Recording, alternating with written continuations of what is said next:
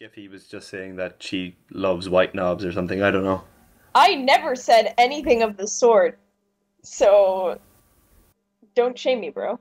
I think she was talking into about that. doorknobs. I think Yeah. Neil is also talking about doorknobs. Giffy, what is wrong? Mm-hmm. What? You have a dirty mind. Do you want the enumerated list? Because that's going to take some time. I wonder which was Oh. called. I wonder if doorknob, like if that term existed first, or if the penis slang existed first.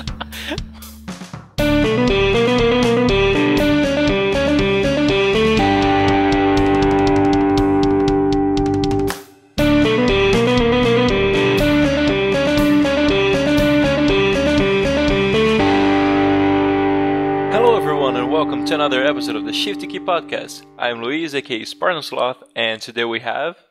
I'm Giffy, aka Giffy. And I am Neil, aka Giffy, aka Neil. You are no such thing. I'm sorry. There can only be one. You were the chosen one, Giffy. Kiss, kiss, kiss. Gross. You're like Neo and Neil, because you're the chosen one. That could get confusing.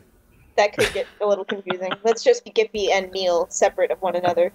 How about you be Giffy? No, how about you be Neo and I be Giffy, aka Neil, aka Giffy? Absolutely not. Okay. How about you be Giffy and I be Neil and Sloth be Sloth? I'm okay with that. I'm okay Yeah. with this. Okay, yeah, that's cool. Let's roll. Can I be Obi-Wan Kenobi? Absolutely not. Shit. I mean, it depends. What usually is your favorite color of lightsaber? Blue. Then yeah, you can be Ben. Sweet. Well, actually, no. Who's I'm Giffy lying. then? If you're Ben Kenobi, then who's Giffy? I don't know. I'm Mace Windu. You, so Sammy Jack, yeah. I Giffy, you gotta do be- resemble Samuel L. Jackson in many ways. I absolutely do not in any way. But You one are day, a beautiful black man, Giffy. Please. Are you one bad motherfucker, Giffy? I am absolutely one bad motherfucker. Well, there you go. So, Although, all things aside, like, what have you guys been playing lately? I want to know about your games. Sloth, do you want to lead? well, if you want to answer first, Okay. I'm trying to think. I only just realized that Dishonored was free on Xbox 360 there, like either yesterday or a couple of days ago. So I'm literally downloading it right now. I only played it for like maybe an hour once with my friend, and I enjoyed it, but I was never really bothered with going out and buying it. So I'm hoping that I enjoy the whole thing when I get it for free. Other than that, I recently finished Watch Dogs, and then recently went back and finished the rest of Assassin's Creed 4 because it kind of burned me out with a lot of the sailing. I think I just played too much too fast, and eventually then I got Wolfenstein and finished Wolfenstein. I'm seeing Um, a pattern there in at least 3 of those games. Well, what's the pattern? Grimdark little assassin-y sneaking around games. that. Yeah. I must say, actually, yeah, I played Watch Dogs, and I know it couldn't have possibly lived up to the hype train that, it had been riding for about 2 years. But Choo choo. I loved it. I really didn't see many problems with it. Even a lot of people I saw were complaining about the driving mechanics. I mean, and I enjoy driving mechanics in any game, like even GTA 4, GTA 5, any GTA I played, or any racing game I play, or anything. I always enjoy the driving aspect of it, and I like the driving in Watch Dogs. I like the idea of the whole, the phone, the gadget to control the environment. I really like the shooting, and I like the stealth elements. Some of the missions were a bit kind of a pain at times. Like if you even got seen, you had to go back to a checkpoint. Like I'd rather, if I'm trying to do stealth and it doesn't work, then I'd rather just be able to take out a gun and just cover my ass and finish it the way I can. So sometimes that was a bit annoying, but other than that, I fucking love Watch Dogs. I think it's a great game, and I'm looking forward to Watch Dogs 2, because I assume they'll make that. I think, I definitely think a lot of people are looking forward to Watch Dogs 2. I mean, I guess the flaws in games can kind of be subjective or whatever, but I know a lot of people are really looking forward to that. And I mean, if you enjoyed it, that's great. And Dishonored is a great game. I really think you're going to have a lot of fun with that one. Oh, really? Yeah, Cool. I've played some of it. I'm trying to get the Ghost achievement right now. So Why, what's that? There are 2 achievements. There's one achievement where you go through the game without being spotted at all, without being detected, and another where you go through the game without being or without killing anyone. So they're painful. Does that mean then, like, how does the save system work? Does that mean if you get seen once, you have to, like... You can restart at a checkpoint. And if you get... Oh, okay. It's not like if you get seen once, you have to start the whole game over, like... Oh, no. That would be awful. Checkpoint. That would be the worst thing ever. Well, Sure. I think Wolfenstein, I did it on, there's, like, 5 difficulties. There's, like, beginner, I think, easy, medium, I am Death Incarnate is the second hardest one, and then the hardest is called Uber. And I completed on the second hardest difficulty because I said to myself, I'll do the second hardest difficulty. I'll probably get the achievement for that. I didn't look them up, and then I'll play it again on the hardest difficulty if I want to, and I'll see what that's like. I fucking looked it up. The hardest difficulty is if you die, you go back to the start of the game. No. Or maybe that's one of the. I think there's like these codex things you unlock. Like there's kind of collectibles throughout the game that can unlock, and you have to solve the puzzles. You can just look them up on online to how to solve them, and they unlock different game modes. Yeah, no, I think one of them is the Uber game mode or something. I might have that wrong, but basically there was some achievement tied to completing it on a certain mode, whereby if you die, you have to speedrun the entire game basically. That should be worth like 1,000 gamer score on its own. I think it's worth. Oh my God. It's either worth 75 or 100. I think. Wow. And as well, I completed it on that second hardest difficulty because I kind of had Halo in the back of my mind. I said there's probably achievements tied to each difficulty, so if I complete it on this difficulty, I'll probably unlock this achievement, and then I'll play it again on Uber, and I'll get the other achievement. But I completed it on the second hardest difficulty, and I got an achievement at the end, and the achievement is literally complete the story mode on I Am Death Incarnate or Uber mode. So then I was just like, well, fuck it. There's no reason for me to play it on, Uber or whatever. Do it for the memories. Do it for the experience. I was going to do it. I actually planned to put it back in the other day because I missed a lot of collectibles throughout the campaign, and I wanted to go back and get them all. And there's like a fucking, I think it's a 16 gigabyte update or something for it, and I just said, listen, I'm not sitting here for a number of fucking hours just to wait for a 16 gig update. So I said I'll put it away, and if I ever really, really, really, really, really feel like I want to do that, then I'll do that. But for now, I'm back playing a lot of FIFA because that's what I do when I have nothing else to play. Currently replaying Black Flag, which apart from the whole thing, we want online stuff so you can have the full experience. Fuck that, Ubisoft, don't be a piece of shit. I really like the game, like the story and all that. I think I can say I'm a big fan of Assassin's Creed. Although really, the whole thing that you need to have internet connectivity to have a fleet and all that shit, that really pissed me off. And now on Unity, they're gonna do the same thing, although it's kind of hard not to have internet connectivity on the new consoles, which I don't have also, so why am I worried? Did you say you didn't like the campaign? Oh no, I liked it. What I didn't like was the online aspect of the campaign, like challenges and the need to have online for you to have a fleet, Yeah, I mean, I ignored the fleet initially because I did like 1 or 2 of those missions, or like the sending the fleet out, and I just kind of thought, okay, I mean, I'd rather navigate the open seas and get into naval battles by myself that I can control rather than looking at 2 graphics of a ship.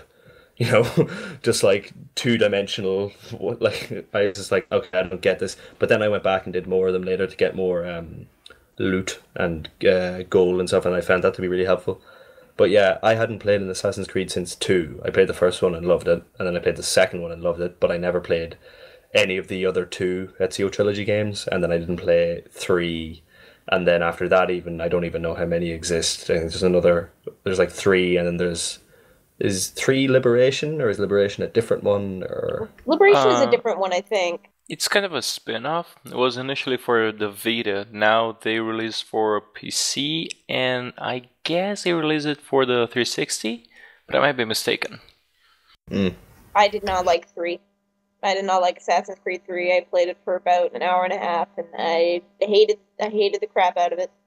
Is it Really? Is it just like rose-tinted lenses? Would you say, or like is it just me because I was probably 15 or 16 when Assassin's Creed, the first one came out? Yeah, when that was like that was back in like 07 when it came out though, and yeah, I would have been 15 or 16, and is it just me like kind of trying to remember fondly, or is Assassin's Creed 1 actually like a really really really fun game? It has gameplay errors as most like it's a little bit clunky, I find, but I love the game. I loved 1 and I loved 2. I thought the environments were just really interesting and the story was pretty neat, and I like the characters, I guess. So yeah, I love think like it's a case of rose tinted glasses. I think it's a game that you enjoyed a lot and you continue to enjoy, and that's Yeah, I just remember like I don't know why, like, I remember even when playing 4, I mean, I really liked the open sea and the boat and all the location like Havana and all the kind of like Caribbean islands feel to it. But I just like I don't know why, because I haven't played that game probably in 7 years at this stage. That I just remember like Damascus and all those kind of places like those Middle Eastern kind of cities and towns that you'd go into and you'd ride to them on horseback. I always thought like I remember someone explaining to me later that those like long horseback rides are basically so they can load the cities because the cities take a while to load. And I was like, I don't care. I really like the long horseback rides, just like going through those big open areas. Same with Red Dead. I love horses in Red Dead because it's just fun. Yeah. I mean, I also like I'm a huge sucker for collectibles. Like I've got Zelda syndrome real bad. I gotta get all them little flags and junk that's hidden all about the countryside. I remember, I think, I'm not sure if it comes up on the screen, like you have collected 1 out of 250 or whatever it was, but I remember initially, like in Assassin's Creed 1, when I was going around like those little kind of castles you would find, or the little kind of towers, the Templar towers. Yeah. I remember just climbing up one of them or whatever, just exploring, and I found one of those flags, and I think it said like 1 out of 200 flags, and I just said, "Fuck that!" Nope, because unless it's an active, I mean, I don't really know how to describe it, but even same, and I think the only time I ever did any collectible of that nature was in GTA San Andreas when you had to do all the spray paint tags, because I literally just wanted my gang to have better guns. Like that was it. But I was 12 or 13 when San Andreas came out, so I had literally nothing else to do. Whereas now I'm just kind of like collectibles, unless there's I wanted to play through Wolfenstein. I think there's like 40 collectibles in Wolfenstein across all the missions, so I was like, yeah, that's doable. I'll just get up a guide and go through each mission, play it again on an easy difficulty and enjoy it and get them. But just games where it's like 200 collectibles, 250 and crackdown orbs, and no, not for me. I just like most collectibles. Like the only collectibles I like are the ones that are somewhat relevant to the story. Like Bioshock has that with the audio files. So it's like they tell parts of the story, so okay, do it. But there are some others, like the feathers on Assassin's Creed 2 and the flag on Assassin's Creed 1. Yeah. Fuck those. Like, stuff those feathers up your ass, Ezio. I liked them. There's probably a fanfic of that. But it's all in exchange of what? Like a fancy cape with the Auditore crest? Yeah. Okay, And I will hammer. concede. It's not even the best gun, the best weapon of the game. I will concede that, okay, I would never collect those 200 feathers or however many they are, but I will concede the cape you do get is pretty bitchin'. Hey, there you go. Like I'm kind of jealous. Like it's obviously a conscious thing when they're developing. It's like, okay, we'll have this cape and this cape and this cape, and then we'll have that's a really nice cape design. Let's make that a bitch to get. It's like, exactly. like how bad do you want it? Yeah. Yeah. No, I really like. I think when you get the collectibles like that, I find that you've got like it gives you a chance to see parts of the map that you wouldn't normally look at in detail as much. Yeah, I So you suppose. get on like neat little ledges, and it's also like a way to practice getting better at the game mechanics. Because some of them, you've got to be really fucking good at the parkour stuff. Yeah, yeah. I mean, I think I've heard, or for the next, what's the next Assassin's Creed? Unity And Rogue. There are 2 coming out. and Rogue. Oh, it's, the one that focuses more on crowds and assassination. I think Rogue's more naval battles and pirating again.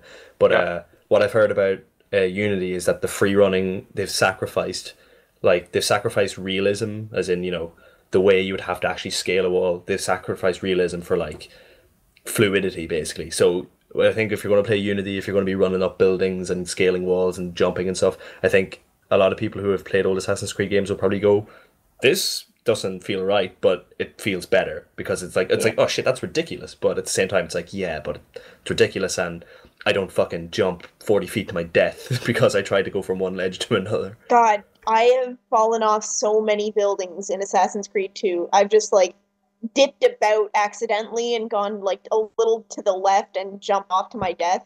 Yeah, So I did that. frustrating. I did that in 4 a lot. Like, you'd climb a tower, and you'd synchronize, and there'd be a bale of hay or the cart of straw or whatever, and your finger might twitch just a little bit to the left or right, and you just leap 40 Yeah. feet left of the straw, and it's just desynchronized. And I just sit there and I go, I like to imagine, because when you're playing Assassin's Creed 4, like you walk, and even the original Assassin's Creed, you walk like to the Animus, and you have the duality of the worlds. Like, you have the real world, and then you go into. I like the idea of working at what's the name of the company in Assassin's Creed 4? Abstergo. Abstergo. I like the idea of like you sitting at your workstation working for Abstergo, and like your supervisor, your manager comes around and goes, "Oh, how you doing?" And you literally just fuck up, and you're just like, "Gotta do all that again." Yep. Fine, just 40 times on this fucking ledge. God fucking damn it! And you were asking Neil about like our impressions of the early games. Like a big thing for me in games is the story aspect of it. And Assassin's Creed has a lot of that, which is fantastic. But I've come to realize that the first one is a bit repetitive. It's like investigate a bunch of things, and it's always the same kind of investigations, and then pick the fucking flags and all that. But when it comes to like assassinating the Templars themselves, it's really fun. Like you need to build a strategy and all that. When they released the ones with Ezio, it was like a big revolution, I think, for the gameplay aspect. And they improved over time. Like, I really advise you to go check out Brotherhood and Revelations and 3. But the thing with 3 that a lot of people I heard, like, the reason they didn't like it was because, like, there were some bugs, but, every game has them. But mainly because Connor wasn't as, what's the word? Like, Connor is not cool. a good character. Yeah, he's not as cool. Like, he's not charismatic. That's the word. As Ezio or Altair were, Yeah, even Altair, who's kind of like a loner and says nothing a lot of the time, and even is quite monotonous when he does speak. It's very droll, and he's very specific in what he says. It's like you're kind of drawn in by that. You're like, ooh, who's this guy? Whereas I haven't played 3, but from what I've heard, isn't Edward Kenway in 4, he's like a descendant or an ancestor of Connor, isn't he? He's Connor's grandfather. And Connor is all like, oh, well, Templars are attacking. That's nice. And sometimes it's really bitchy, like, oh, you should train me better. Oh, I don't owe you anything. And like, seriously, half of his lines are, where is Charles Lee? Fucking Charles Lee, man. Who's Charles damn Lee? it. Could you explain really quickly? It's one of the Templar targets you need to take down throughout the game, and I'm going to try not to spoil anything, but he thinks Charles Lee did something very bad for his people because he's half native, And like he gets into the whole assassin and Templar business because of a vision he had during some sort of ritual and all that. And then one of the reasons was because he wants to find Charles Lee to have his vengeance, you know. And he spends like it's weird because it's the sort of thing you can imagine, like, "Good morning, sir. How can I help you?" Like you're selling coconut, and then he goes, "Oh, I want a coconut." And where's Charles Lee? Sir, So he's don't basically Liam Neeson looking for his daughter. kinda. But it's really that he is not as charismatic as Auditore, and you know it's kind of a big role to fit in. But Edward Kenway, though, he's really charismatic. Like that dude's great, I think. Can I Yeah. go back to an earlier point? You were talking about collectibles, and you mentioned actually one form of collectibles I do like is the exact one you mentioned, the Bioshock, the audio logs from Bioshock, because they're there for people who just want to collect collectibles. It's like, you know, they can get up their game guides or they can scour the map for as long as they want to make sure that they find them all on their own accord. It's like that's fine. It's there for the people who love collectibles for collectibles' sake. But if you don't care about them, then you can just ignore them and that's fine. But if you want them to mean something, it's like you can there's all this like backstory. Like you can learn so much about like Rapture and Atlas and all the people and all the characters that you learn. So it's actually you pick up those audio files and they can be like 45 seconds or a minute long, but you'll actually learn something like about the characters or about the world. And sometimes like I remember stopping even just to listen to some of the audio files because some of them get pretty dark if I remember correctly in Yeah. Bioshock. Oh yeah. Yeah, and it's really, you're kind of like, holy shit, like if that was just, I don't want to shit on Assassin's Creed because they're, great games, but it's like compare this really, really well constructed bit of audio, this dialogue, this like insight into this madman's mind, or a feather. It's like, I really, really much prefer this kind of like, it's a collectible, it's a content collectible as opposed to just, filler is what I would describe it. And have you guys played Burial at Sea? I have not Nope. played Burial at Sea, but I want to. They, like the audio collectibles, play a big part, especially on the second part. Again, not gonna spoil anything, but it's like, because Bioshock Infinite, have you guys played it, like the main game? I've watched a walkthrough of it. Yeah, I played it 'Cause start to I'm finish. casual. So Filthy casual. you guys are probably you're probably aware that it's kind of a mind-bending game sometimes, like especially Yeah. the ending. The ending, yeah. Burial at Sea takes that to a whole other level. Like I shit you not, I think I got some headaches trying to make sense of things, and the audio collectibles really help during that's good. the second episode of Burial at Sea. But seriously, if you guys haven't played it yet, like wait for the next Steam sale or whatever and grab it because they're really, really good. I have just one. I know we're kind of talking about Assassin's Creed a lot. We should probably move on, but I want to bring up one thing about Assassin's Creed Rogue, the one that's coming out on 360 and PS3.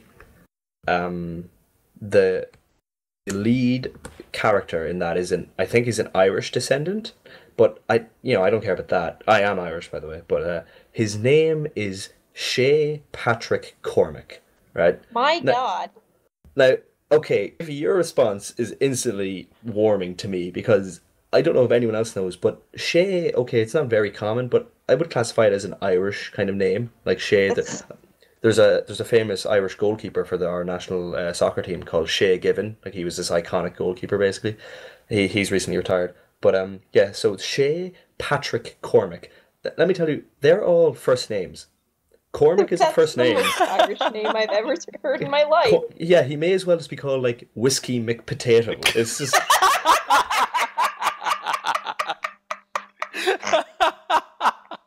Jesus Christ! Oh I- no! I fear I've established a new name or moniker for myself here. Yeah, you have. But yeah, it's just like I remember like looking at Assassin's Creed, it's like, oh, it's more pirating, cool. Oh, it's all like open sea, they're gonna diverge, one way with the boats and the naval battles. That sounds really cool. What's the character's name? Shay Patrick Cormac. No, No, what's the it's, character's name? I didn't want to know the characters and his brothers, just what's the character's name?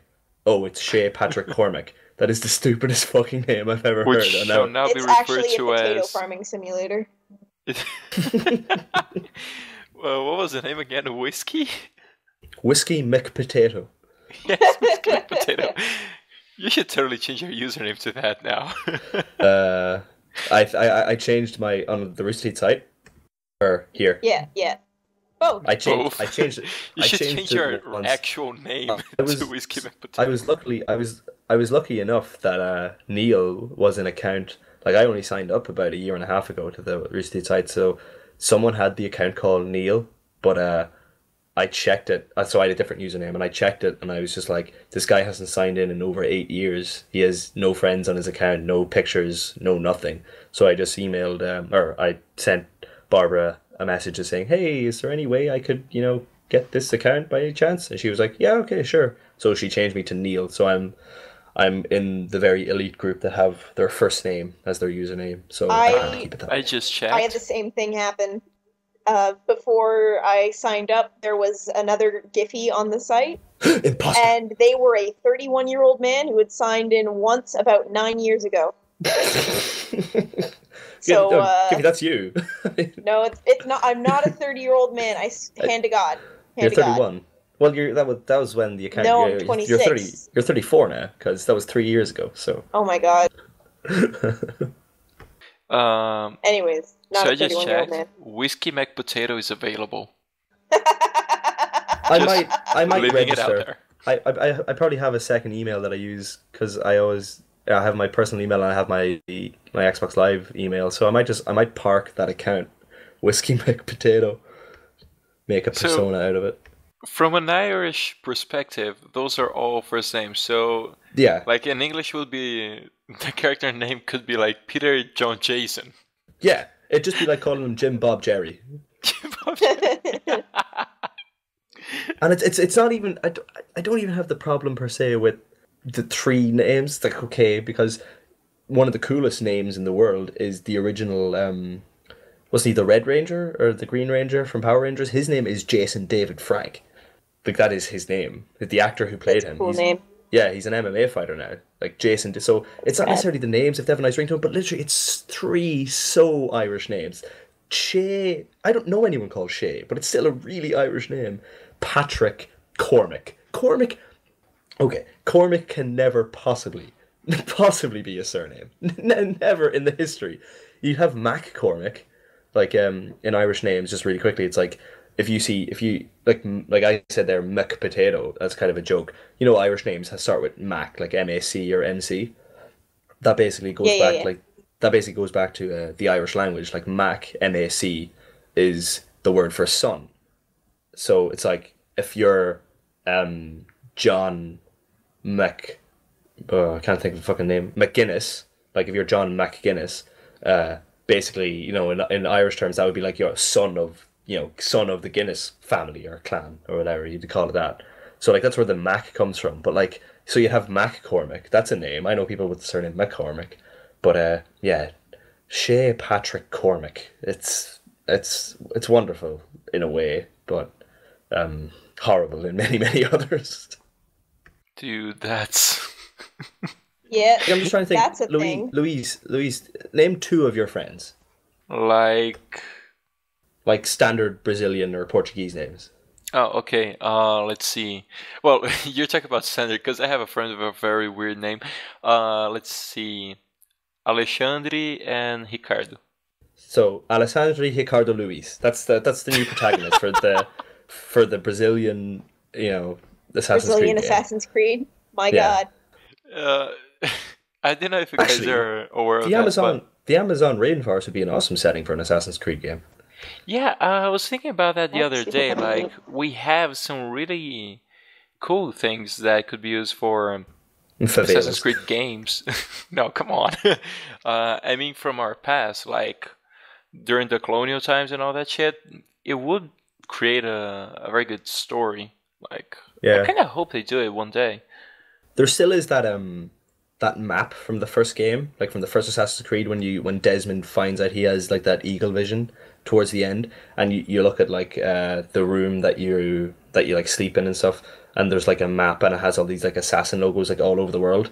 I'd have to double check it because I'm not exactly sure, but apparently like that map gives clues to all the future Assassin's Creed games. Like apparently there's an assassin logo in Italy, and there's one in like East Coast America, and there's one down at the Caribbean, and there's one like yeah. So a lot of people think that it's from the outset there was always a plan. Oh, we're going to have very, very, and one's in. I'm not sure if one's in France. Let me look it up. You talk because I can't hold down the shift key. I'll try and look. Okay. I really think that when it comes to the Assassin's Creed series, though, there's the potential for stuff to go on like literally anywhere. My favorite feature in Assassin's Creed 2, what did have to deal with the collectibles, but collecting the going through the tombs and getting the assassin sigils so that you can unlock the room in the basement, because it had all the different assassin statues, and just like going back through time and seeing all the various assassins like through history. I just thought that was the coolest fucking thing ever. Like, it was so neat. So yeah, and just like even when you see like cosplayers are great, because if you look on the internet, there's like tons of people who have created their own original designs based on different time periods and different cultures. I just think it would be the coolest thing ever. Yeah. Like, Sorry, Louise. I'll keep looking for the map. Sorry. Okay. There's this brand of clothing. I think it's Musterbrand, whatever. They made winter jackets or whatever based on Assassin's Creed, apparently, like the hoods and all that. It looks exactly like an assassin attire. It is awesome, but it is so fucking expensive. I look at that and I was like, wow, this is so cool, and price like, oh, well then, good. No. I always I thought it was really, really cool if they put an Assassin's Creed game, if kind of they maybe shifted away from the whole assassin Templar thing and it's been portrayed so far into like Japan, and they kind of went with a more like samurai kind of feel to it, because assassin, you have the same gameplay mechanics. Instead of having they've been having swords since the very first game, so katanas would not be an issue. And you'd have a completely different range of the fighting, the combat would be similar, similar thing, but the motions and the animations and the way, instead of kind of sword fighting like, the colonial times or the pirate sword fighting, it'd be more Japanese, like, I don't know. But yeah, basically, ninjas. I want ninjas. You want ninjas is what you're saying. Yeah, or samurai. I want samurais. I want Samurai's Creed. That's what I want. Also, I hate you for mentioning that they're coats like this, because now I want 20 of them. I just Googled them right now, and they're glorious. What's the name of the brand? Musterbrand. Yeah, that's the one. My god, they're so cool. But, too much money. Right?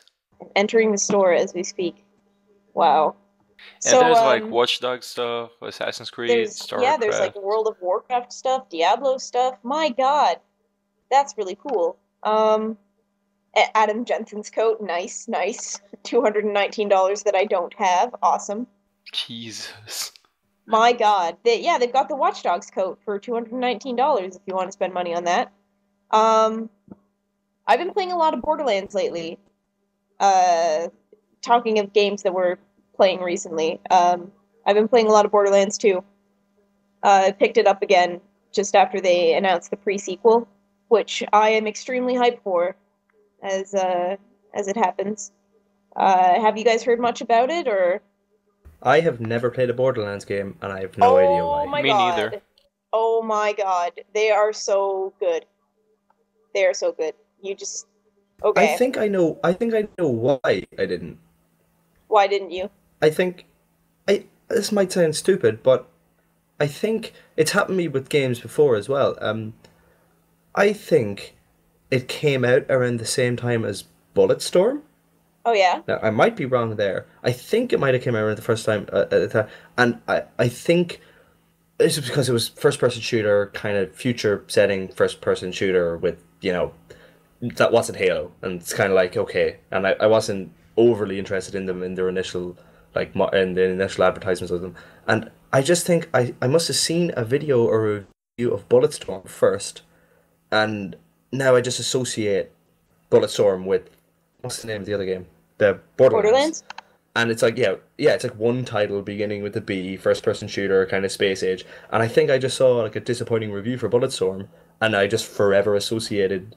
I was like, oh yeah, Bulletstorm, Borderlands, they're the same game. This is kind of like, I did that before with Dead Space as well. I can't remember what.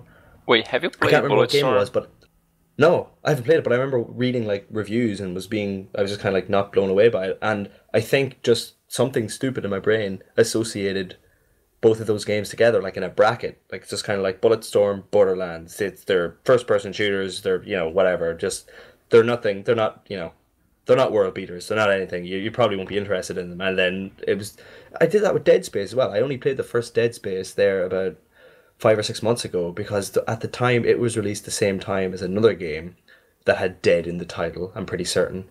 And what was it? Dead Space and Red Dead Redemption? Red Dead. No, I mean the original Dead Space back probably 08, 09 at this stage, I would say. Dear. But it wasn't Dead Island. I can't remember.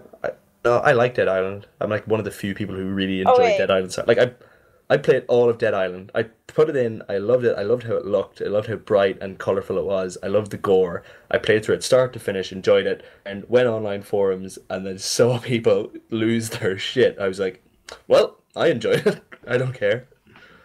Okay, let me tell you though, Borderlands is, as with like the first of any series of games, as we mentioned before, there's going to be gameplay issues. It's going to be a little bit clunky. They're going to fix things up in the second game, which they did. Borderlands 1 and 2 are a couple of the best games that I've played, like, ever. I enjoy the story, I enjoyed the characters, I enjoyed the visual aesthetic in it. It's just really funny, and it has a good sense of humor, and it's just really, really good. Okay, I think it's a really strong series. I mean, I might. Yeah. It's probably the original one, and probably even the second one's probably pretty cheap now. If I see it and I'm like second hand or somewhere in a GameStop, and it's like $20, I'll be like, yeah, okay, fuck it. Absolutely do that. Absolutely do that. It's only for the experience. Should I do the first one and the second one, or just skip straight to 2? I would play 1 first, just because there's some reappearing characters in 2 that it'll be more fun if you play 1 first, basically. Okay, well, 1's probably really cheap at this stage, so I'll pick that up. Oh, probably, yeah. And if you can't pick up Bulletstorm, do it too. I mean, watch some videos online and stuff, but it's a really fun game. Like, fun to play. Just watching the videos. Not even, I don't solely go on review scores and stuff, but even just watching the review, I was like, it just didn't resonate with me. Oh, but then again, other games, when I see them, don't resonate with me, and then I play them and I fall in love with them. So, who knows? The only annoying thing about Bulletstorm are the challenges, because like there's a story mode and there's this mode called Echo mode, which is basically parts of the story, and you need to reach a high score, and you do that pretty much for achievements. But it's really frustrating. Like, I had to check online for some tactics for maximum destruction, otherwise I would have never gotten the achievement. But maybe if you find it for like $10 or I don't know, for free, check it out. Okay. Yeah, I might. I also, just to clarify, I cannot find that map that I was talking about from the original Assassin's Creed game anywhere. So, sorry about that. That's okay. That's okay. I'm sure the internet will provide once in a while. I guarantee you I'll find it the minute we finish recording. Oh yeah. Yeah. But yeah, basically the point is, like, I think now there's like a Assassin's like logo, and like it's a map of the world, and it's just there's one in like America, there's one down in the Caribbean islands, there's one in France, there's one in there's one basically in all the locations where games have existed so far. So I think the logic behind it was like, oh well, all of those logos are going to be future settings for games. which is cool. I mean, if that is the case, and 10 years, down the line, we're looking back, and it's like, hey, remember that first game had all that, had those little teasers, basically, or that kind of Easter egg in it, to be like, listen, guys, this is gonna be big. Yeah, you often wonder though, like, would they plan that far in advance, or did they just look back on it and be like, hey, it would be really fucking cool if we did this thing. Yeah, I mean, I'd like to. I mean, yeah, no one, nobody ever really knows because if the game franchise didn't take off and no one ever really cared, but then at the same time, if the game franchise never really took off and no one cared about it, then that wouldn't be a thing that gets, no one would be talking about that. It would just be like, there probably are games out there that didn't do pretty well that probably have these major kind of Easter eggs or, kind of not like references in them that are like, oh yeah, this could be something in the future, but because they didn't do well, the sequel never got made. But yeah, I wonder that if they just, we'll make this map and we'll see what happens if people pick up on it, and they could just make it to troll people and be like, no, that's just a map that we made for no reason. It's like, I know something that I really missed on Black Flag. What? To have the first assassin robes you get, because kind of a spoiler alert, but I mean, not for you guys, but for the audience. You start off the game not as an assassin, as you know, Edward's a pirate, and he somehow finds an assassin robe, and later on he modifies it. But the first version of those assassin robes, I thought they were really cool, like even better than the one they give you later on, Wait, which robes do you not like? The ones that you get at the start? No, it's not that I don't like. It's just that I think the first robes you get are prettier, instead of the one with the leather armor. Then they kind of give you options to get dressed with the old ones, but in different colors. But the thing is, I really like the old one with the with the original colors, Yeah, I mean, I guess it's all a matter of taste, right? Oh yeah, when absolutely. It boils down to it. But I really think they did a good job with the outfits on Black Flag. Like, even the leather one, which I also like, it's just not my favorite, is cool. But I don't know if you guys noticed, have you acquired the Templar armor? The one you need, I don't know how many keys? Nope. No. If you just look at it on the cage, you can kind of see the resemblance. But I advise you to get it. It's pretty nice looking armor. But a friend of mine 100% of the game, I think, or very close to, and he really, really wanted the Mayan armor, because the Mayan armor is like all secretive. You don't know what it is. It's like, oh, it's hidden somewhere or whatever. It's like you have to get all the stones to put it in those stones. The challenges, the puzzles where you move the circles and stuff. Yeah. And he got it, and he was like, it doesn't have a hood. It's like, oh yeah. Yeah, he was just like, it doesn't have a hood. I was just like, oh, what's that armor like? It's because I'm probably not going to finish it. I'm probably not going to get all those. And he was just like, it's cool, except it doesn't have a hood. And it still does, yeah. So he was like, yeah, don't know. This one and the Templar one do not have hoods, which is disappointing because both look so good. But the point I was going for is that the Templar armor looks a lot like the one that Whiskey McPotato wears on the Rogue trailer.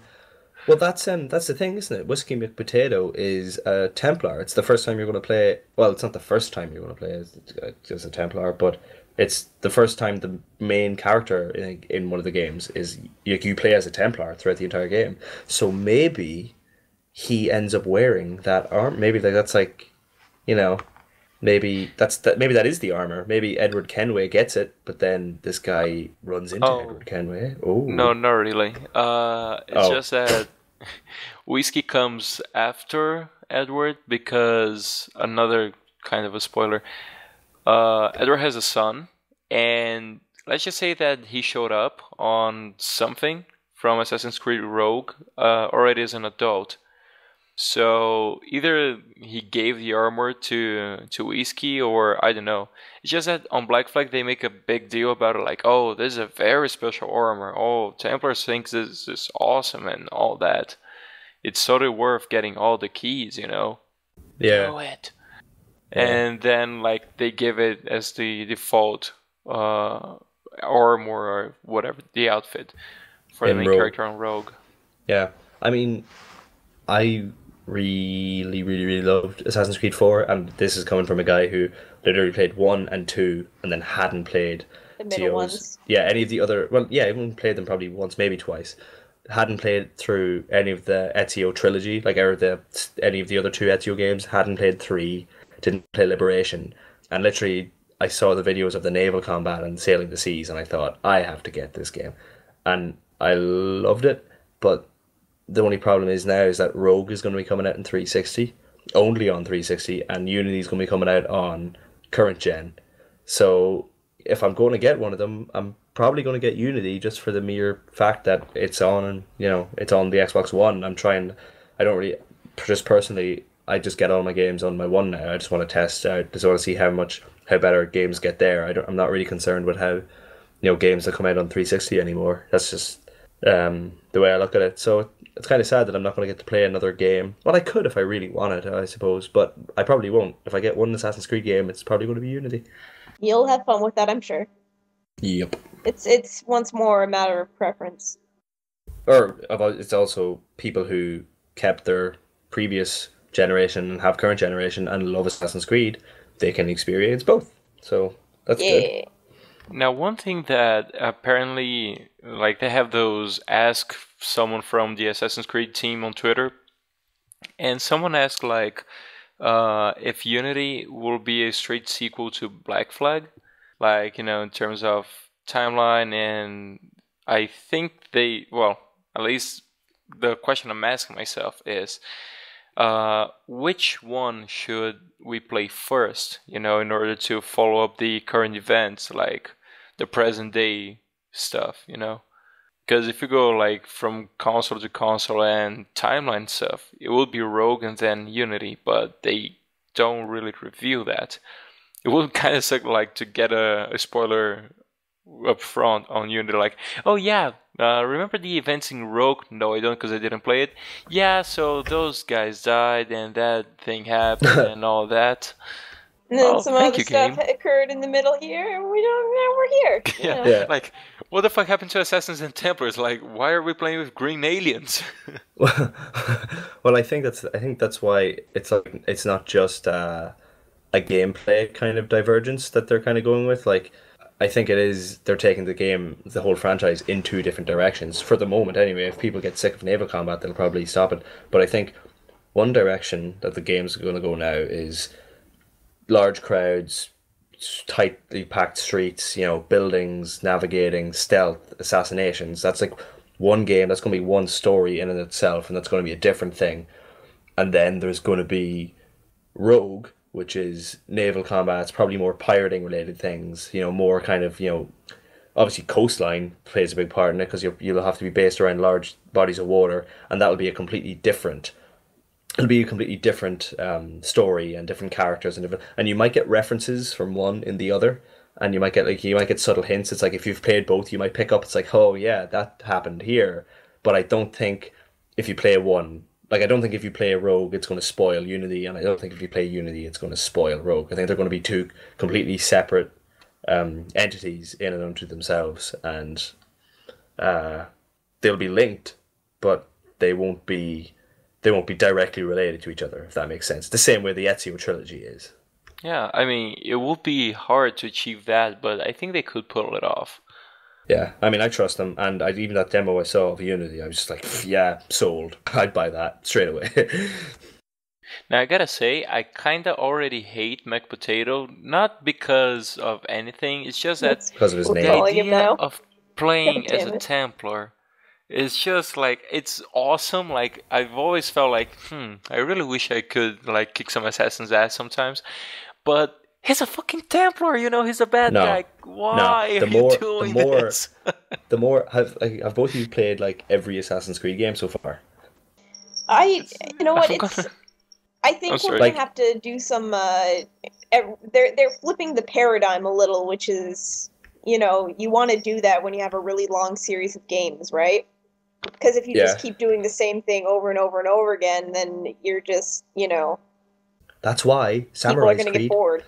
Samurai's Creed. Yeah. My God. But well, in my experience, and again I mentioned it, I've played 3 Assassin's Creed games now. I played the first one, I played 2, and I played Black Flag. The more I play Assassin's Creed games, the more I'm on side with the Templars. I'm not gonna lie. The more I just especially Black Flag, when Kenway's he's a pirate and he finds some assassin's clothes and he accidentally gets a few assassins killed or whatever, and he tries to make up for that, and he's like, oh, and the assassins are so fucking oh no, you have to prove yourself, you have to do this, you have to do that, this is you know what, I'm kind of looking forward to being a Templar. I want to see it entirely from their point of view, because I think they get a bad rap. I think they get, I think they do. I mean, They want to bring order to the world, which is fine. When Twitch was playing, by enslaving people. When Twitch was playing Pokemon, when it was Twitch plays Pokemon, the first one, Pokemon Red, I was in favor of democracy, and I thought, I don't know if any of you remember Twitch plays Pokemon or were familiar with it, but there was two ways of playing the game. There was democracy and there was anarchy, and anarchy was everyone just commented their commands, and it randomly chose whichever command it was. So there would just be random movements throughout caves and cities and towns, and battles would just be nonsensical. Whereas democracy was, it would vote, there would be a 30-second period, and whichever command, whether it be up, down, left, right, B, A, or start, whichever one was voted for... up, left, yeah, whatever. Whichever one was voted for the most would then be the action that was done. So it took a lot longer to maybe navigate through a town, but it was order. It was order, and it was a system, and I advocated democracy. Apparently, democracy was the evil one. Everyone said I jumped in the game, and I thought, oh, democracy, that's a good thing. Anarchy's the bad one. But no, I got that completely wrong, and I was just like, no, fuck that, you're all wrong. Democracy is the way forward. So the Templars are looking for democracy because they're looking for order. They're not. No, the more I play Assassin's Creed... They want to rule over people. The thing the way I... God damn it, you Templar filthy scum. Filthy Templars, casual. The thing is, apparently, the assassins, they don't want to control people, but I don't think they're also looking for anarchy, because, for example, Nassau was kind of like a complete anarchy, and you can see that, for example, James Kidd... God damn it, you... James Kidd is all like, wow, really? That's your experiment with democracy and all that? Look at what you guys did. But it's more about giving people the right to choose for themselves, whereas the Templars would seek to just control everything. But people are idiots. So maybe you should just... It's not necessarily control and slave and just completely manipulate. It is kind of like, we're trying to put you in the right direction. I will say, I am looking forward to just playing the game. They're trying to put you into what they perceive as the right direction. There's a difference there. Which is a slave ban. Let's not mince words here. The Templars are very much an organization that's devoted to control over free thought. They're an organization that believes that what they tell you is the right thing, and that if what you think is different, that's not acceptable. But maybe it is. Maybe it is the right way. I mean, you know what? You can go ahead and think that. Meh. Sheep over here. Well, I'd rather be a sheep than a... Wake up, sheeple. I'd rather be a sheep than like a retarded any other animal. How is this? Okay, you know what? You're just being a silly little sausage right now. That's what you're being. I'm just looking forward. There's just been my experience. It's just after a while. Sure, in the first Assassin's Creed game, don't spoil this for anyone who hasn't played it, but it's 7 years old. Don't the assassins basically betray Altair? No. They do the thing. Okay, see the thing with that old dude at the end. You have to kill him. Yeah. Here's what happens. Al-Mualim betrays the Assassin Order because he was sick. Fuck. Well, spoilers from a almost 10-year-old game. 7 years old. Fuck that. Omolin was kind of like a Templar too. So he betrayed the Assassin Order because he wanted to have control for himself. And Smart man.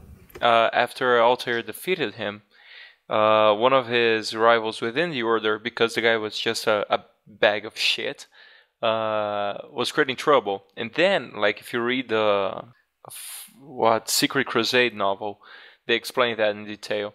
The dude kind of betrays Altair, like, after a while, a few years. He goes into exile and all that, and that's what you see on Revelations, like the last years of Altair, and how he got the Assassin Order where it is now. So it's not like they betray him, it's just like there are a few assholes in it who do it. Well, even so, I'm looking forward to seeing things from the Templar perspective as opposed to seeing the Templars solely from the Assassin's perspective. Because literally, it comes a point where it's like, like Kenway, Edward Kenway from Black Flag, who isn't an assassin from the beginning, it's like, they're bad. The assassins he meets, it's like, they're Templars, they are bad. He says, why are they bad? Because they are. Because they're Templars. It's like, I don't fully understand it. I don't fully understand why they hate the Templars, other than the whole, mind control, slavery thing that you're talking about. Mind control, slavery. Why would anyone ever hate someone for that? They're your words. You said slavery. I didn't say jack shit. Louis said it then. I didn't say shit. I said Templars. This is the assassin conspiracy. You are the assassin Illuminati. You're working against me. This is what it's all about. You see, you're just trying to keep Illuminati. you're just trying to keep the Templars down, man. That's And I'm looking forward to seeing, because I would think it'd be really funny if you play the game as a Templar and it literally you meet other Templar characters that are like, yeah, no, we just want to manipulate the world. Like, that'll be funny. I'll be like, okay, well, now I see. No, because, it's always interesting. In a war, neither side can be right. Both sides can be wrong. So everyone's deciding with these. Often are. Yeah, that's what I mean. So a lot of people, everyone's siding, like you two, are siding with the Assassins over Templars. But I'm looking forward to seeing the Templar perspective, because surely there will be characters in the game, that will make sense and will be logical and will be like, no, attempt the Templar move, because the Templars obviously miss Assassins' intentions, and the Assassins obviously somewhat maybe misconstrue the Templars. So we've played as Assassins all this time, and we see, we have to have free world, we have to have free will and freedom and this and that, which I get, I understand, and I like that. But it's like, I'm looking forward to seeing the Templar characters that are saying, no, it's not about manipulation, it's not about mind control, it's about, order, it's about cooperation, it's about everyone on the same page and working together. But like, I will be disappointed if I play the game and it literally just is, it's just as you're playing as the baddies. I don't want that. I don't want to just play as the baddie, because I'll be like, well, then that's just, what's the point? If you're the baddie, then it's a bit redundant. But I'm hopefully looking forward to a well-constructed argument from the Templar side, because I think they deserve it at this stage. I think they deserve their own story and their own manifest and their own message to convey to the people, because their own message to convey to the people is conform, consume, obey. Yeah, their only message is fuck you, people. Well, what's wrong with that entirely? Come on. But you know what would be funny? Like, as you said, if they just say, oh yeah, we are actually the bad guys and all that, they just Shay's first day as a Templar, they go up to him, give him a book, first chapter, Templars are evil. Then the subchapters, why are we evil? Yeah. Second chapter, controlling people. Chapter 3, having 3 first names as your name. Oh, well, this is obviously it's intentional. But okay, Giffy, you're saying that the Templars' mantra is to conform. What is it? Conform, consume, obey. Conform, consume, obey. And the Assassins is what? Free will. Nothing's true. Everything's permitted. Nothing is true, and everything is permitted. Okay, But okay, so the assassins are basically saying that everyone should conform to the idea of free will. So that's a different kind of control. Don't twist our words, young man. They are. The assassins want everyone to agree to the same idea. It's like if you've ever seen The Life of Brian by Monty Python, it's we I've are seen all it. we are all individuals. The assassins have a more clever way of manipulation because they make people think they're free. There's two types of prisons, right? There's two types of prisons. There's a prison where you're sitting in a cell and you can see the bars and you can see the door and you can see a tiny little window and you know that you're in prison and there's nothing you can do about it. The other type of prison is where you're in the center of the cell, but the bars are so far away from you that you can't see them and you think you're free. And I would argue that is worse because that is manipulation in its purest form. People thinking they're free when they are not, as opposed to just locking people up. That doesn't sound good. I might have to redo my words. You might have to think about that a little bit That's Templar harder. talk. That's Templar talk. See, the way that you're speaking right now is manipulation, where you're trying to make.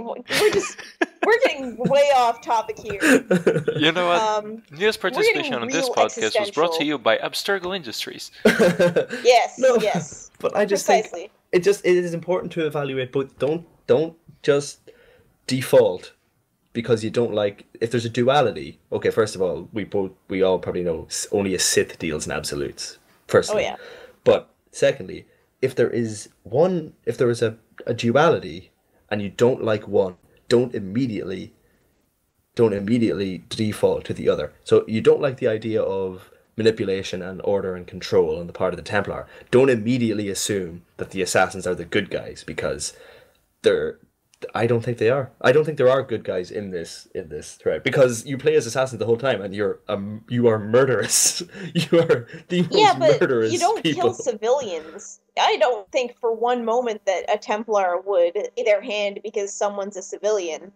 Like the assassins. Have you seen Templars kill civilians in any Assassin's Creed? Yes. I've seen them hang people. Damn it! Yes. Damn it! I thought that was going to work.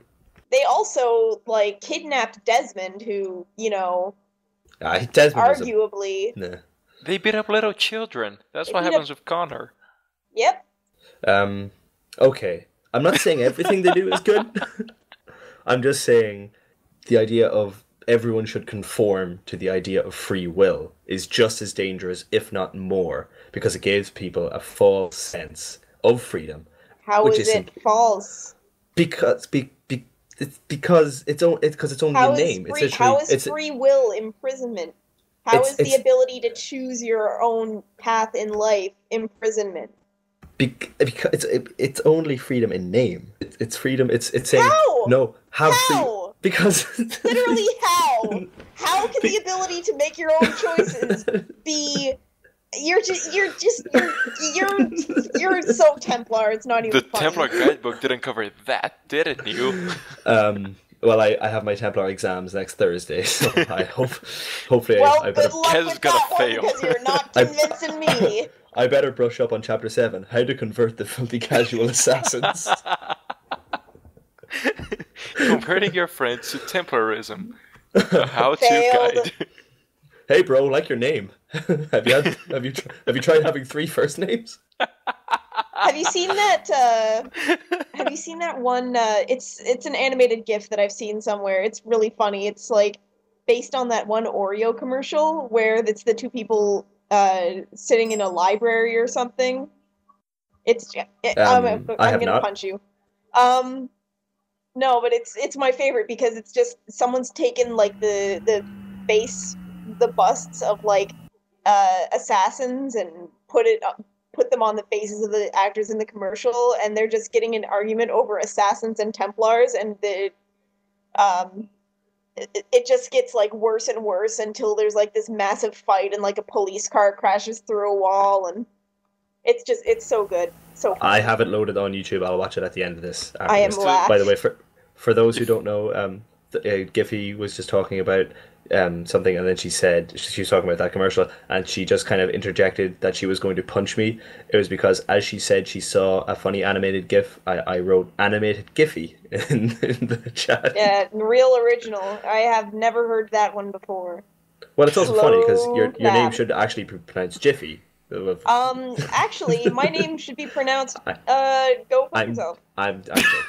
Giffy, you know, we had this conversation before. We won't air our dirty laundry on the podcast. Don't worry. Right. So, okay. if any of you find a link for this video or GIF or whatever, send my way. But what do you guys say about moving on to questions? Hey, I'll take questions. Yep, why not? This question comes from Templar 63. Yeah, Templar. Okay. I'm trying to find the questions. Just a second, guys. While you're trying to find the question. Oh, you found them. I was going to ask a hypothetical. Okay. So this one was sent by Nick Gons, and he asks, daylight savings time. Why are they saving it, and where do they keep it? I don't know. Does he want a genuine answer or a funny answer? I could wiki it. I mean, genuine answer or funny answer? Whatever your heart's desire. I have some form of genuine answer from what I was told before. This may be untrue, but it came from my father once when I asked him. Daylight savings time was something that used to be a thing because, like, 100 years ago, 150 years ago, farming was like a widespread, occupation, or it was a widespread function of daily life. Like, a lot of people had farms that they had to tend to in order to produce their own food to live and eat. And so during the winter, they would move the clocks back, or like during the, when it's approaching winter, they would move the clocks back an hour because people would get up very early in the mornings to do their work on the farm. Like, they'd get up, we all get up, whatever, 7, 8 o'clock now, and, go work from 9 to 5, but it wasn't always that way. So apparently people would get up around maybe 5 or 6 in the morning to tend to their farms and to work on them. So it got to the stage where it used to be very dark at 6 a.m. So they would move the hour back in the winter. So it was actually that dark. Instead of it being 6 a.m. when they would be getting up, it would be that dark at 5 a.m. instead. So then when the clock then went around to 6 a.m., it would be a little bit brighter, and therefore it would be easier to work on a farm. That was my explanation of it once when I was a kid. But that might be completely bullshit. No, it makes sense. I mean, yeah. But funny answer, they're saving it because it's an endangered species, and they keep it in a jar in my house, so it's fine. They're saving it so they can help Goku build a Genkidama. I'm okay with that answer. I'll go with they keep it in Geneva. They keep everything in Geneva. That's where everything is. That's where everything important is kept. Geneva. Or like the Cayman Islands, if they wanna do some daylight laundry. illegal hour selling. Yeah. Okay. Yeah, basically farming. So this one was sent by Dr. Sparks, and she asks, other than RTX, what conventions would you want to go or are going to? Dragon Con is the best goddamn convention I've ever been to in my entire life. What was it? I'm excited. Yeah. Oh my god, it's in Atlanta. Dirty South. It's one of the longest running sci-fi fantasy conventions in North America. Did you go to it? I've been to it. I went to it a couple years ago. It is really, really, really a lot of fun. It's absolutely enormous. It takes up the whole downtown core. I mean, I've never seen a more widespread fan base of attendees anywhere else that I've been. It's really fun to go to because it's not just I've been to a lot of conventions where there's a lot of anime. And anime's great. I mean, I love my good Japanimes and mangoes as much as the next class. But when I go to a convention, it's not all that I want to see, Yeah. So Dragon Con is a lot of fun. If you've got the chance to go, absolutely take it because there's so much to do, so much to see. It's strange that it was a sci-fi convention. Huh? Did you say it was a sci-fi convention? Sci-fi fantasy. Oh, so because I was wondering, Dragon Con. I was like, there aren't many dragons in sci-fi. Yeah. Robotic dragons. I mean, if you want. I would Were there go any awesome to... cosplays out of Giffy? What? Were there any awesome cosplays that you can remember? Oh my god, there are so many awesome cosplays. And like I said, because there's such a wide fan base, you'll see anything from superheroes to full armor suits, a lot of Halo cosplayers there, a couple Dead Space ones, and you'll see some anime, some Star Trek. Just, it runs the gamut as far as nerd stuff is concerned. There are so many good cosplays. There are so many good ones. And there's just a lot of really good events, a lot of really interesting panels. It's enormous, and it's fun, and you should go. Always. Always go to Dragon Con.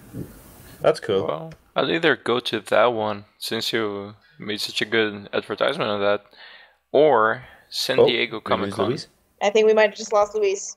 That's a problem. Okay. Have you? Oh, there you are. Yeah. Jesus Christ, don't scare me. So yeah, either Dragon Con, since you mentioned it, or San Diego Comic Con. Oh, also Uncon was a heck of a lot of fun. DashCon. Absolutely not. I would never. Why not? I would never. What's what? DashCon, the Tumblr convention. Oh. I love Tumblr. Once more, I love Tumblr as much as the next last. I would never step foot, not until they got their shit together. Tumblr is a scary place. I don't want to just sound like a fanboy, and I try and do this as little as possible, but Bernie on one of the podcasts had just the ultimate logic behind it, because I heard about DashCon and I laughed about it. I wasn't against it or anything, but I heard about it and I was kind of fuck, that sounded like it was a complete another bomb of a failure. But Bernie's say that again. What he said was, where were you the weekend of DashCon? Do you remember what you were doing the weekend of DashCon? I think I was laughing about DashCon. Yeah, well, but you weren't. Could you imagine if someone asked you where were you the weekend of DashCon? You were like, I was one of the 17 people at DashCon. I was one of the 17 people who got an extra hour in the ball pit. That would be such a badge of honor. That would be an awesome thing to say. Would it though?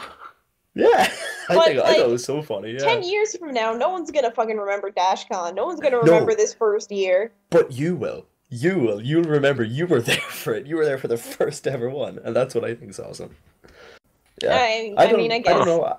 I can't imagine, just me personally, I wouldn't be much of a convention goer. That's it. I've never gone to any, even minor ones. And Ireland has a few. I see them advertised regularly, but I planned to go to RTX this past year, but college got in the way, so I wasn't able to go. But other than that, I mean, friends of mine went to San Francisco for the summer, and they were telling me they were planning on going to San Diego Comic Con, but even that just seems too big. Just to me, it just seems too big, too messy, too much hassle, too much standing and waiting in lines and doing this, that, and the other. I mean, I don't know. I don't think I'm much of a convention guy, but if I were to pick one just from the very, very limited knowledge that I know after Giffy, I would probably go to Dragon Con, because it's not one that I ever heard of before. So I assume it might be a bit smaller and a bit easier to manage. Oh no, it's large. Oh fuck, okay. It's large, but it's extremely well managed, is the thing. Sounds like my wife. Ooh. Oh, I don't know how to. No, it's big, but it's really well managed. You won't see a lot of lines and lines and lines and lines, but you will. I mean, there's going to be lines because there's a lot of people, but they're not needless, and they always move relatively steadily. And I mean, even when they were having trouble at one of the years that I went, there were some problems with registration, and they were still moving the line. I've been at I went to, I think it was Otakon one year. And what's that? Otakon is a convention in Baltimore. It's an anime convention. It actually just happened this couple weekends ago, I think. Did you go? But no, I didn't go. No, I was at Uncon. It's the computers went down basically, and everyone was stuck in line for 4 hours in the Baltimore heat. in the middle of the summer. It was a fucking day, let me tell you. But to answer the question, because I have very limited knowledge of conventions and stuff, just from what I've heard about it from other people, they seem to recommend or say that it's a great time. One of the PAX conventions, maybe PAX East or something. That's just off the top of my head. Or RTX or Templar Con, which is actually taking place next weekend. And all you Templar fans out there, to go to Templar Con in Jackson, Mississippi, between the where's my calendar? I don't know. Where's Templar Con. my Templar calendar? Where's my Templar calendar? Well then, yeah. God damn it, Neil. So, I think it's time for the answer to the questions for the audience, which I'm about to find. Just a second. Vamp. Hey, Giffy, did you hear about that funny story with the guy who did the thing and then the Templar killed the assassin? It was so actually funny. I found it already. Sorry. That's okay. This one is from our 4th episode. So shout out to us in the past. The cast was myself, Vic, TJ, and the Cuban. So, the question was something along the lines of, what would be your superpower? And Dr. Sparks answered, she would like to have the power of electricity. That'd be pretty neat. And Superhero Static Shock. It'd be rad. Yeah, Static Shock is awesome. Static Shock, I remember that TV show. And I quote, so like Storm's power, but a bit more precise. If you think about it, electricity is really powerful, like controlling electrons. So yeah, that would actually be an interesting power to have. And pretty rad.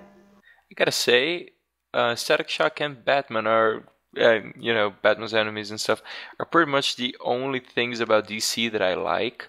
I'm not trying to start a war here, just, stating something. Although now I think that might have been a bad idea. And before we wrap up, we actually do the questions for the audience with you guys, the guests. So you can come up with a question and ask our audience. Go. Okay, let's see. Well, I mean, we did spend a lot of time talking about it today. Why not just, Assassin or Templar? Are you a Templar or are you an assassin? Let's keep it simple. Don't make this political on me, dude. Don't get political. Is it one question each or just one question between us? Yeah, it's just some question. Okay. Well, let's go with that then. That's more pressing, I think. I Templar feel like or assassin. Given Neil's evil laughter, he's going to create like 1,000 fake accounts, and all of them will just read like Templar. Templar for life. Nope. Yeah, like usernames: Templar69, Templar for life, Templar swag, Templar or assassin, and why, basically. Oh yeah, Templar or assassin and why. Yeah, I was going to ask if I don't ask it and don't answer this, people, but I'll just ask you two. Although we have one girl, one guy, so it doesn't really work. Okay, Luis. Yeah. I'm going to ask you first, and then Giffy, I have to ask you a modified version of it. Ha! Luis, Yes. would you rather have penis-sized nipples or a nipple-sized penis? I'll take the second one. I don't give a fuck. Wait. Wait, where is it? Can you repeat?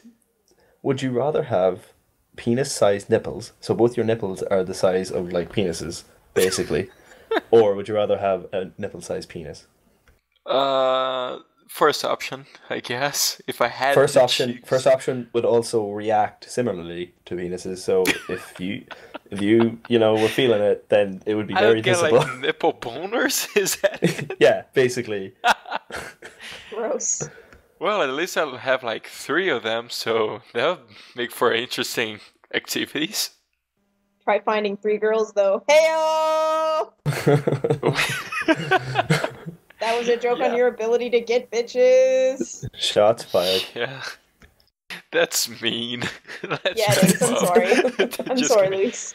That's alright. Now ask Giffy. And Giffy, would you rather have... What was it? We had the girl version before.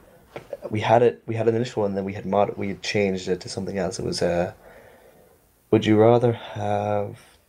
what was it? I can't remember it. I'm choking. I've choked. It's like, would you rather have... I think it was nipple-sized boobs or boob-sized nipples. Or maybe that was the first one that we had to revise. Boob-sized nipples is just... Yeah. That would be horrible. Although, that would be like double breast, right? It would be. That would be so weird. I would just rather That have would none make at for all. a whole new sector in the porn industry. God Congratulations. Christ. We've just created a fetish. Congratulations. Boob-sized nipples. My God. Yeah. But it works better for the guys because we got dicks. Well, no. See, okay. Neil's greatest conclusion of the night. We got dicks. Wow. All right. Well, that was a thing. All right. Let's just All right. Let's wrap up. Let's call it a night. Let's wrap up for the night. Everyone, thank you so much for listening. Giffy, Neil, thank you so much for being here with us. Thank you, for Luis. Me, so, thank you, Luis. Thank you, that was Luis. great. You're a treasure. I will put in a good word with the Templars, and you will get through the exam no problem. Dude, I'm not a Templar. Oh, Just we'll tell him not to stab me. That would be great. Okay. I'll get my letter like Hogwarts, but it will be a Templar letter. Alright, so once again, everyone, thank you so much for listening. And don't forget, you can ask us questions on our threads. You can answer the questions for the audience. And, well, that's it. We'll see you on the next episode. Bye. R.I.P. Robin Williams. Holla. This podcast intro and outro music is provided to us by TDBTyler. You can find him on Rooster Teeth by searching for his name, TDBTyler, and looking for his group, Oh the Commanity, spelled OHMMANATEE.